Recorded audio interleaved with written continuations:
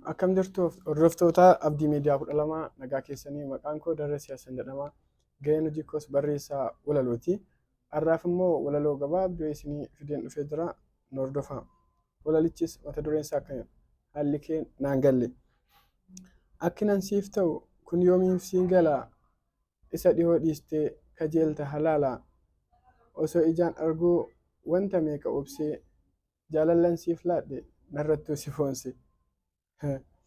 Jaalalli kiyyaaf kee kan namarraan addaa? Hadha nagarteef moo dur yaada koo qabdaa? Dubbii afaan keetiin onneen koo boora'ee, waanuma kee ni yaada hunda dhiisee taa'ee. Akka waan maraadhee kophaa koon hasaasaa, kutaa lammaffaatti waan tokko murteessa. Galatooma.